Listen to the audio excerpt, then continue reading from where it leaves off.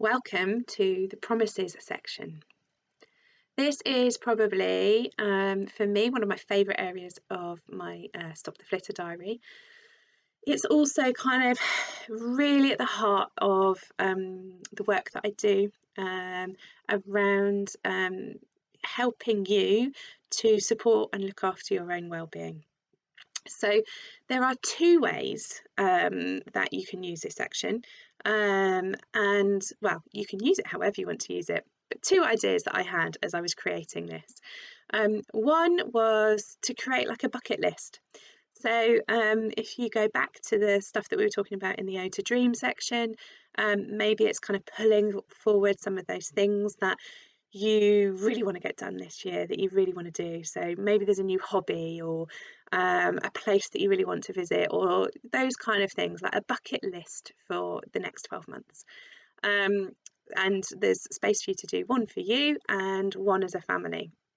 The other way that I thought about here was thinking about making promises to yourself in terms of your well-being. So creating like a menu of options in terms of how you will nourish yourself, how you will take care of yourself, and the same for your family. So it's thinking about what is it that makes you kind of feel nourished, that makes you feel kind of exhilarated maybe, that inspires you. So it's really thinking about kind of self-care on a much broader scale. So this doesn't have to be kind of quiet time and alone time. Now, those things are awesome, and you will find on my list, my menu of options, my promises to myself is having that time out and some quiet time. But there will also be other things in there, which is more about kind of like being playful, connecting with other people, learning new things. It can just be loads of things. Maybe as well, some of those promises is saying no to certain things. So it's really thinking about, again, how you want to feel this year, what it is, maybe kind of like you've got a word of the year that then is really going to shape how you're going to take care of yourself. But by regularly kind of honouring these promises to yourself, this will really help you stay more focused, get more stuff done, but also, more importantly, this is the stuff that prevents burnout.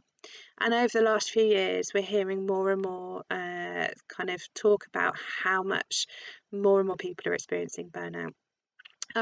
So by making these promises to yourself, this is kind of like you making the commitment and honouring your well-being.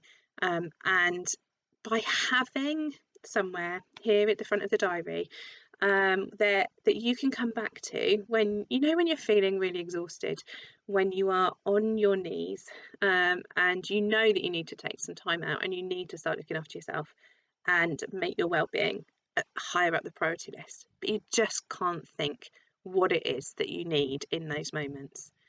This will be your guide. So may well be this might not be a sit down and do it all in one go. This may change throughout the year as well, as you get to know yourself more, as things change for you. So begin the process thinking about different times where you have kind of just felt nourished, felt in a kind of good place, and think what were the things that you were doing then. And maybe think about kind of like when you're not feeling great, actually, what is it that helps you when you're in that kind of place? And just start adding to it. Maybe have conversations with other people as well. Start those conversations. What do they do? How do they do it? Couple of things to think about is it's good to have variety because we need different things at different times.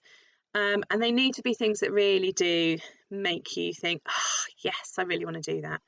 Just because it works for somebody else doesn't mean it has to work for you. So if somebody suggests something and your heart sinks, don't do it. Don't put it on your list. And also kind of make sure there's stuff in there that is active, because often we do a lot of passive things if we're not careful, like watching TV.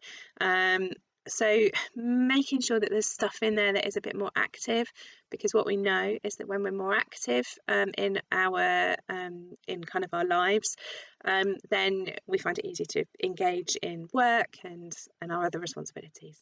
So variety, that it works for you, that it meets your needs as well, and that there's a mixture of active things as well as maybe the more passive, quieter stuff, and just have some fun, and see what you come up with for yourself and for your family.